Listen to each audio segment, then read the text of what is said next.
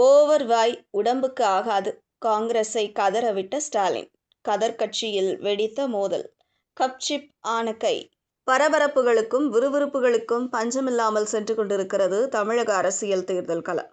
அதிமுகவுக்கு அதிர்ச்சி கொடுக்கும் வகையில் திமுக கூட்டணியில் இணைந்திருக்கிறது தேமுதிக. திமுக கூட்டணியில் தேமுதிக வந்திருப்பதால் காங்கிரஸ் கட்சிக்கு கடந்த தேர்தலில் ஒதுக்கப்பட்ட இடங்களை விட இந்த தேர்தலில் குறைவாக இடங்கள் ஒதுக்கப்படலாம் என சொல்லப்படுகிறது. சில காங்கிரஸ் நிர்வாகிகள் திமுகவுக்கு எதிராக பேசியதால் தான் கோபப்பட்டு ஸ்டாலின் தேமுதிகவை கூட்டணிக்கு அழைத்து வந்துவிட்டார் என தமிழ்நாடு காங்கிரஸ் கமிட்டி தலைவருக்குள் மோதல் எழுந்திருப்பதாக சொல்லப்படுகிறது. தமிழக சட்டமன்ற தேர்தல் நெருங்கிக் கொண்டிருக்கும் நிலையில் கூட்டணி அமைப்புகள் குறித்து அரசியல் கட்சிகள் தீவிர ஆலோசனையில் ஈடுபட்டுள்ளன. கடந்த சில மாதங்களாக தேமுதிக எந்த அணியில் சேரும் என்பது அரசியல் வட்டாரத்தில் முக்கிய பேசுபொருளாக இருந்தது. குறிப்பாக அதிமுக அணியுடன் தேமுதிக இணையும் என்ற எதிர்பார்ப்பு பல இடங்களில் பேசப்பட்டது.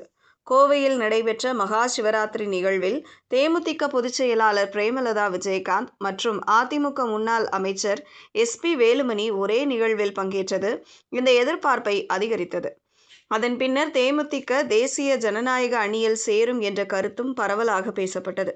ஆனால் இந்த எதிர்பார்ப்புகளை மாற்றும் வகையில் பிரேமலதா விஜயகாந்த் கட்சி நிர்வாகிகளுடன் சென்னை அண்ணா அறிவாலயத்தில் முதல்வர் மு.க.ஸ்டாலின் அவர்களை சந்தித்தார்.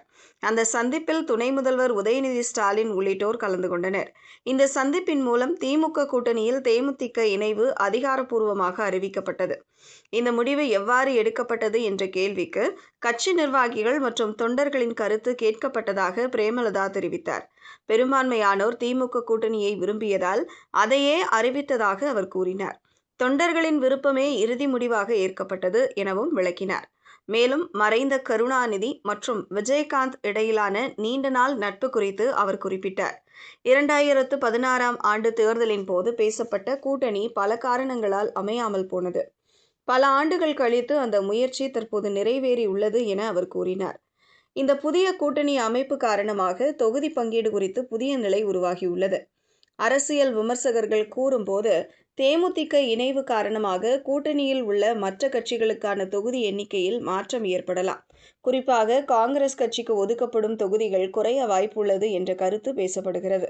கடந்த சட்டமன்ற தேர்தலில் காங்கிரஸ் கட்சி 25 தொகுதிகளில் போட்டியிட்டது. இந்த முறை திமுக அதிக தொகுதிகளில் நேரடியாக போட்டியிடும் நிலை ஏற்பட்டால் கூட்டணி கட்சிகளுக்கான இடங்களின் எண்ணிக்கை மாற்றத்திற்கு உட்படலாம் என அரசியல் வட்டாரங்கள் கூறுகின்றன. இந்த நிலையில் கூட்டணி அமைப்பில் எந்த கட்சியின் மரியாதையும் பாதிக்கப்படாத வகையில் முடிவு எடுக்கப்படும் என திமுக தரப்பில் தெரிவிக்கப்பட்டுள்ளது. தொகுதி பங்கீடு, வேட்பாளர் தேர்வு போன்ற விஷயங்கள் குறித்து இரு கட்சிகளும் ஆலோசித்து அறிவிப்பார்கள் என கூறப்படுகிறது. திமுக கூட்டணியில் தேமுதிக இணைந்திருப்பது இரு தரப்பிலும் மகிழ்ச்சியை ஏற்படுத்தி இருந்தாலும் காங்கிரஸ் தரப்பில் ஒருவித பயத்தை உண்டு பண்ணி இருக்கிறது என்கின்றனர் காங்கிரஸ் கட்சியினர். அதாவது தேமுதிக வருகையால் தங்கள் இடங்கள் பாதிக்கப்படும் என்பது நிச்சயம் காங்கிரஸ் கட்சிக்கு தெரிந்ததுதான். முரண்டு பிடித்தால் தங்களை கூட்டணியில் இருந்து வெளியேற்ற திமுக தயங்காது என்பதால் சில MLAக்கள் திமுக தரப்புடன் பேசி வருவதாக சொல்லப்படுகிறது. இதற்கிடையே இந்த விவகாரத்தில் தமிழக காங்கிரஸ் கமிட்டிக்குள் மோதல் வெடித்துள்ளது என்கின்றனர் நம்மிடம் பேசிய காங்கிரஸ் கட்சியினர். கடந்த சில மாதங்களுக்கு முன்பு வரை திமுக காங்கிரஸ் மீது மிகுந்த மரியாதை வைத்திருந்தது. திமுகவை எதிர்த்து பேச சில தலைவர்கள் ஆரம்பித்த நிலையில் திமுக தலைமையும் கோபமடைந்தது. 2ஆம் கட்ட தலைவர்கள் பேசிய நிலையில் ஸ்டாலின் மௌனம் காத்து வந்தார். ஆனால் ஒரு கட்டத்தில் காங்கிரஸ் கட்சியினரின் பேச்சு எல்லை மீறியதால் ஆட்சி அதிகாரத்தில் பங்கு இல்லை என ஸ்டாலின் வெளிப்படையாக பேசினார். இது டெல்லி தலைமையை அதிர்ச்சியடைய செய்துள்ளது. காங்கிரஸ் கட்சியினரின் பேச்சாளர் தான் தற்போது திமுக தேமுதிகவை அழைத்து வந்துள்ளது. இதனால் திமுக ஆதரவு எதிர்ப்பு MLAக்கள் மற்றும் நிர்வாகிகளிடையே மோதல் வெடித்திருக்கிறது.